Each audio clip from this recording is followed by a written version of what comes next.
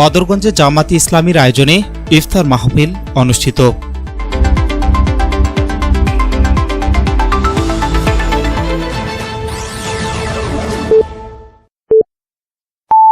আসসালামু আলাইকুম। এমকে টেলিভিশনের নিয়মিত সংবাদে আপনাদের সবাইকে স্বাগত জানাচ্ছি আমি শারমিন মিনা।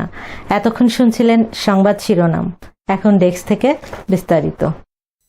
রংপুরের বদরগঞ্জ উপজেলার ১৫ নং লোহানীপাড়া ইউনিয়ন পরিষদ মাঠে বাংলাদেশ জামাতি ইসলামীর আয়োজনে দোয়া ও ইফতার মাহফিল অনুষ্ঠিত হয়েছে।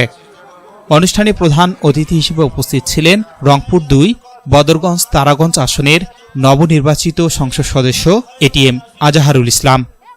এ সময় আরও উপস্থিত ছিলেন জামাতে ইসলামী উপজেলা আমির মাওলানা কামরুজ্জামান, উপজেলা নায়েবে আমির রোস্তম আলী, উপজেলা সেক্রেটারি মাওলানা মিনহাজুল ইসলাম, উপজেলা পৌর সেক্রেটারি মাওলানা মাহফুজুর রহমান সহ অন্যান্য নেতাকর্মীরা।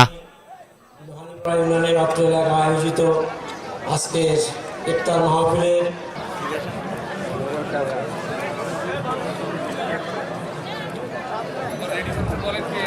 প্রধান শিক্ষক এবং সহকারী শিক্ষকবৃন্দ,